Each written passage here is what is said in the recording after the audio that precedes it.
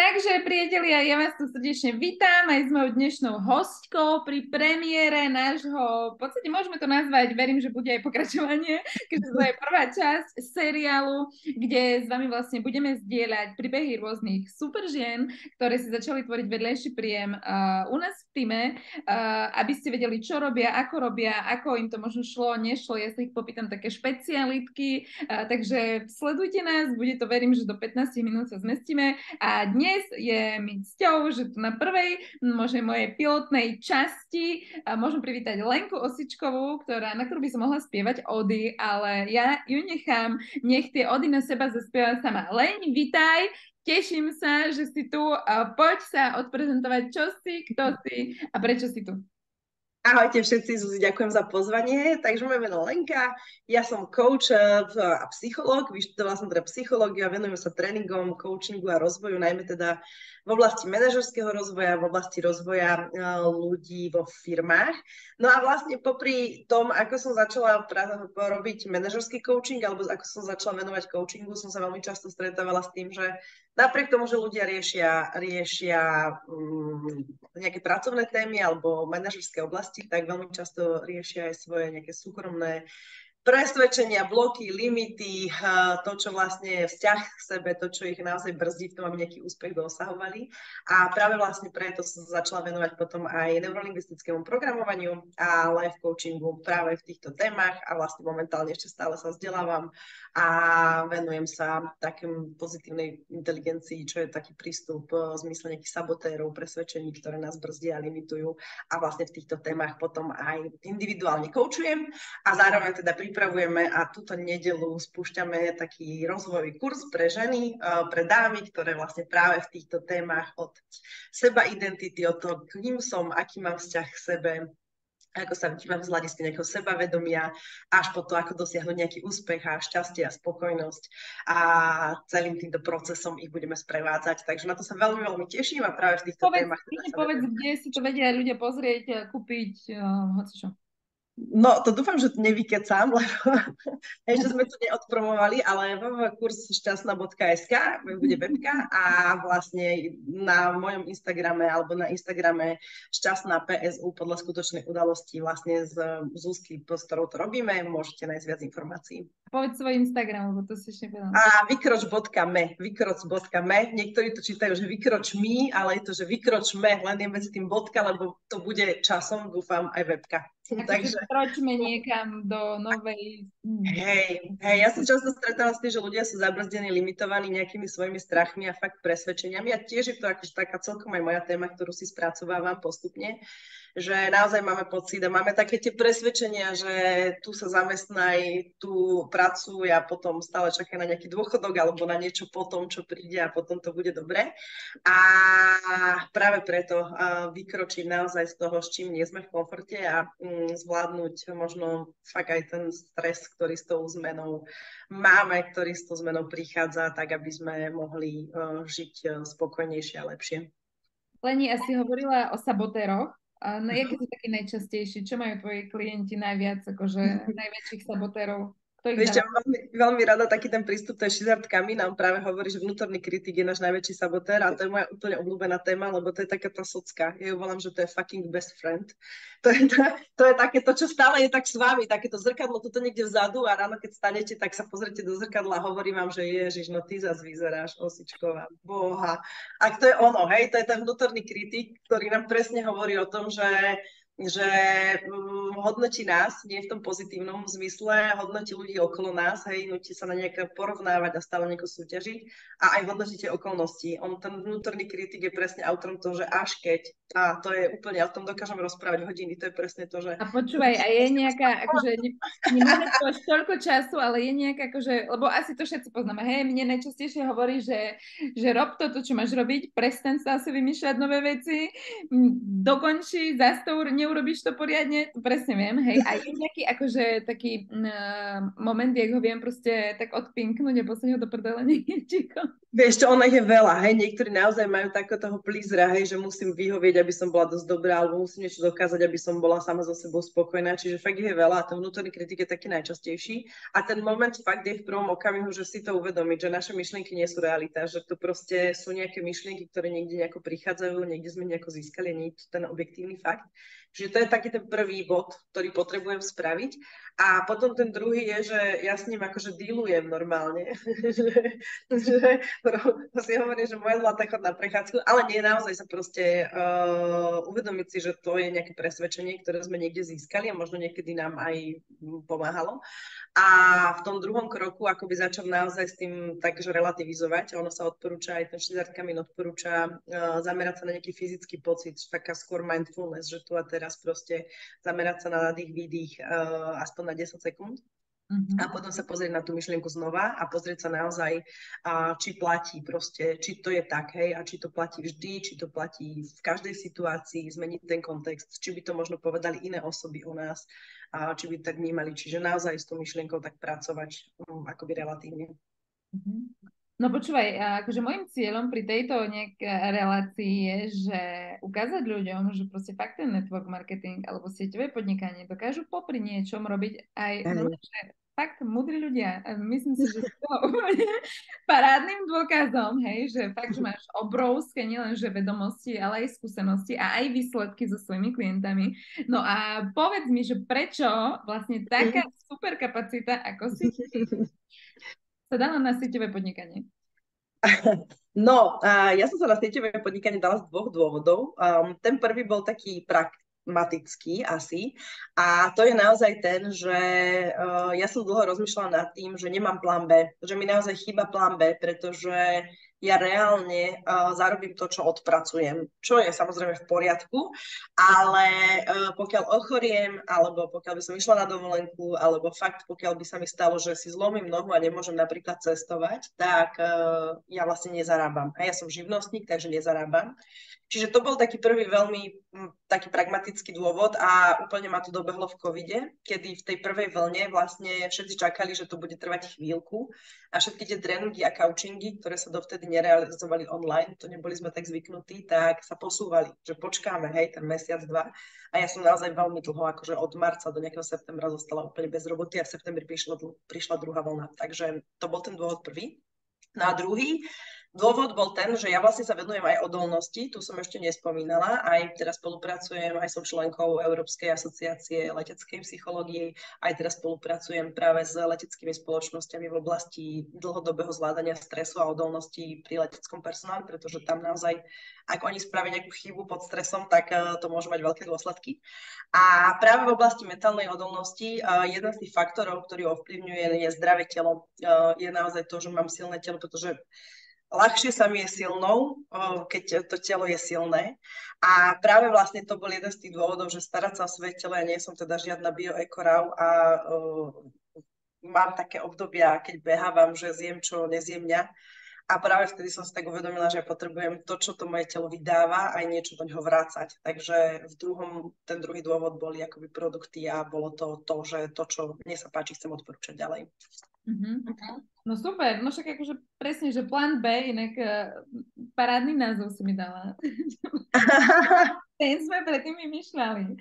A zdravie samozrejme, lebo my sme teda, keďže to je seriál z ľudí, ktorí sú v našom týme, my sme teraz business partnermi spoločnosti Duolife, čiže zdravie, výživové doplnky a tak ďalej. Čiže dostala si sa vlastne k tomu. Dobrá, nemala si nejaké predsudky, že MLM-ko, to je pyramída? Ježiš, mala, jasné, bože, ja som strašne dlho s tým bojovala, dokonca fakt, že to bol jeden z dôvodov, prečo som aj chvíľku akože opustila network, ale fakt ja som, že čo si ľudia povedia vo firmách, hej, že však ja školím firmy, že čo tam tí ľudia, aj doteraz je to inak sranda, že keď o mne chcú vedieť nejakú vec, ktorá ich prekvapí, tak ja im hovorím, už to teraz hovorím verejne, že robím v networku a stále tie reakcie sú také, že choď a fakt je niekam, ale myslím, že je to krásna téma práve k tomu vzťahu k sebe a k tomu, že postaviť sa akoby sama za seba, za to, čomu verím. A to my sme sa, myslím, že aj o tom bavili, že ten network je úžasný v tom, že všetky tie slabé miesta ti tak odzrkadlí, hej, že nemáš dobrý time management, tu naspäť, lebo však to robíme popri niečom. Nemáš dobrý sebaobraz alebo sebaistotu, sebavedomie, tu sa ti to vráti. Takže a jasné, stretávam sa s tým doteraz a myslím, že už teraz je veľa firiem, chvála Bohu, ktoré to robia pekne, dobre, nerobia to ako spamy a hrnce a tak. A takže už to meno začína byť trošku lepšie, ale je to presne tá oblasť, kde si hovorím, že kde inde otestovať to, že robím to, čomu verím, bez ohľadu na to, čo si iní myslia, ako v networku. Mm-hmm. A Leni, super. A počúvaj, a čo by si poradila vlastne babám, ktoré to majú tak, ako sme to mali my? Lebo ja som 2 roky hovorila, nie, nechcem. A áno, dobre, videla som nejakých túto kamoškina, mama bola nejaká direktorka, neviem kde, na luxusnom aute a no majú to živilo a tak, ale vieš, máme také predsudky, ale to je s hocičím, napríklad s digitálnym marketingom, affiliate marketing, v podstate to je network marketing, hej? A máme, že no, že jasne sa darí, ale mne sa nebude, lebo bla bla bla. Že čo ty vlastne teraz, keby si zmiešala ten svoj coaching aj network z toho, čo vieš, čo by si ty vlastne odporúčala tým ľuďom na začiatok?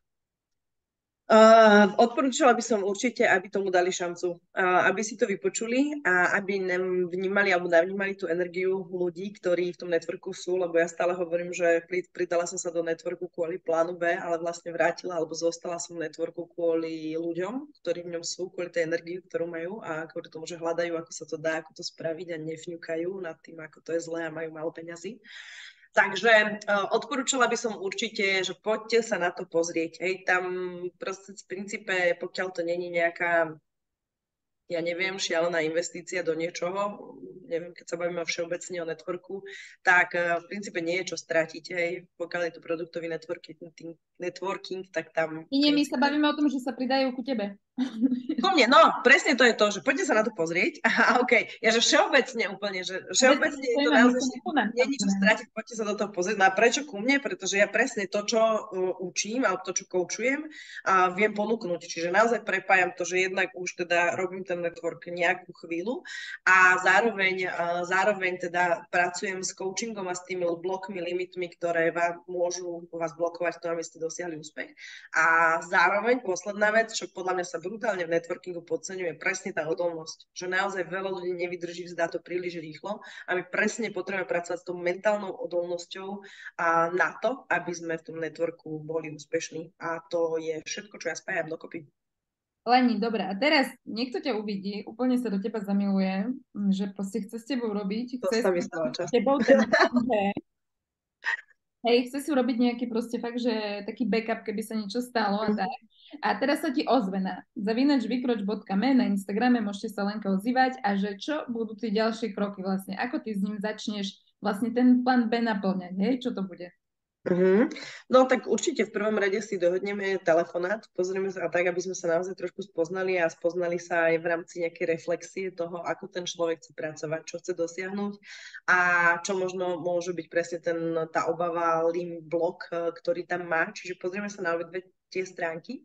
A zároveň, a to myslím, že môžem všeobecne povedať, že máme v týme veľa dobrých nástrojov na to, ako dosiahnuť to, čo chceme rýchlo a aj teda vďaka tebe, Zuzi. A takže pozrieme sa na to, áno, je to presne tak. Čiže pozrieme sa na to, čo chceme dosiahnuť a akou formou budeme spolupracovať a pozrieme sa na to, aké sú tie kroky v oblasti network marketingu, čo je ten systém, ktorý vlastne treba duplikovať tak, aby ten úspech tam bol dosiahnutý pomerne rýchlo.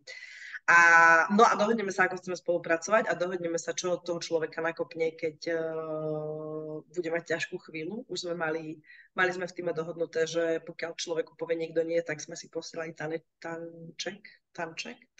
No. Ale v princípe zároveň akoby rozbijame možnosť, ktorú vlastne ja ponúkam tiež, že ponúkam aj coaching mimo networkingu, alebo tak nie mentoring v networkingu, ale coaching mimo, práve preto, že si myslím, že veľa akoby tém práve takýchto a blokov ten network marketing vyplaví. Takže to tiež. Určite, to ti tak nastaví zrkadlo riadne. obráca. Ja som povedala zo všetkých stran. Vieme, o čom hovoríme však, že? Vieš čo, ja to musím povedať, lebo ja som fakt, že keď mi hovorili na začiatku, že je to transformačný biznis, tak som hovorila, že vám všetkým hrabe, že však predávate nejaké flašky. Ale fakt, ono je to akože, a toto je úžasná vec, že ešte keby ste niekto zvažovali, že do networkingu vstúpite, tak ono vás to veľmi posunie aj v iných oblastiach. Že ja naozaj, čo sa týka nejaké prezentácie seba, predaja seba, vôbec postaviť sa za seba, som mala akoby veľkú takú tému nespracovanú aj v oblasti tréningov a je to tiež oblasť, ktorá je úplne mimo networku a posunula ma veľmi práve táto skúsenosť. Toto som rada, že hovoríš, Leni, lebo práve toto je presne ten moment, ktorý ako keby u niektorých ľudí úplne, že oveľa viac vystreli, ako keby ako ten úspech priamy v sieťovom podnikaní, že tak sa proste ten človek jednak naučí, lebo ty musíš ísť trošku do pokory, musíš dať proste ego mimo, hej, keď chceš pomáhať tým ľuďom, už skrz to, že ideš do pyramídy a tak ďalej. A musíš sa zamerať celý ten fokus na tých ľudí, počúvať ich, čiže skutočne aj ten osobnostný rast tam je úplne že obrovský. A fakt, že ja mám skúsenosť, že v týme sa fakt stalo, že ľudia si rozbehli network, dostali sa na nejakú úroveň, ale potom to ich vedľajšie, teda hlavné podnikanie proste začalo narastať, pretože to aplikovali ďalej a proste rastlo aj jedno, aj druhé, hej, čiže vo všetkých oblastiach sa to prejaví. Aj v rodine a v súkromnom živote. Veď máme ľudí aj v týme, ktorí vlastne dali výpoveď potom a začali svoje podnikanie tiež mimo networku, ale v úplne inej oblasti, práve podľa mňa tiež preto, že to sebavedomie proste narastlo, tí ľudia sa naozaj neboja postaviť sa sami za seba, takže hej, tých príbehov je veľa. Oni boja, jednak sa aj naučia, hej, kopec vecí. Nie len, že predaj, hej, ale aj práca na sociálnych sieťach, práca so sebou. Presne, že veľa ľudí prišlo na to, že čo ja viem, že ich začala baviť Canva, alebo že práve sa potrebujú stišiť do seba, čokoľvek. Takže, tak, Leni, keby si teraz nás pozerať nejaký tvoj potenciálny budúci diamant, to sa nám bomby, a už nás pozera, alebo počúva na Spotify, alebo na YouTube teda, čo by si mu odkázala? Kebyže vieš, že teraz pozerať jeden tvoj diamant, čo by si mu proste povedala? Úplne, že predstav si, že iba jemu to hovoríš, jemu. Čo mu povieš? A ja by som asi povedala, a bez ohľadu, ináč toto bez ohľadu na to, či to bude diamant, alebo to bude executive leader, alebo to bude group leader, alebo čokoľvek, ja by som naozaj povedala, že vykroč a začni veriť sebe. To je celé, pretože naozaj tých možností sa otvára naozaj veľmi veľa. A ešte by som povedala, že toto je tá najlepšia spoločnosť a poď ku mne, samozrejme, ale že vykročme. Spolu a naozaj tá cesta je jazda nie vždy priama, taká, že tak, ale stojí za to, naozaj je tu pecka. Akože priamo som ja ani nezažila. Takto. Na to nebudeme teraz tak spomínať až tak veľa. Lenka Osičková bola moja dnešná prvá hostka vlastne v tomto našom seriáli, ktorý ešte nemá názov, ale veľmi sa mi páči, že ten plán B, takže možno mu to dáme. Sú to vlastne príbehy ľudí v networku, ako začínali, čo robia a tak ďalej. Takže verím, že nám ostanete verní pri ďalších častiach. @vykroč.me na Instagrame. Lenka Osičková, napíšte správu, povedzte, že to bol mega super skvelý podcast alebo YouTube. A ak máte otázky, alebo možno, že cítite také motýliky v brúšku, že možno, že by ste to mohli robiť aj vy, určite to máte robiť aj vy, niečo vám to 100% má priniesť. Leni, ďakujem ti veľmi pekne. Ďakujem, Maja. A my sa vidíme s Lenkou vlastne čoskoro a verím, že aj s vami čoskoro. Ak sa vám toto video alebo teda podcast páčili, určite ho zazdieľajte ďalej, odporúčte ďalej sledovať a vidíme sa na budúce pri ďalšej časti. Majte krásne dni. Leni, ďakujem ešte raz. Majte sa krásne, ďakujem, Maja.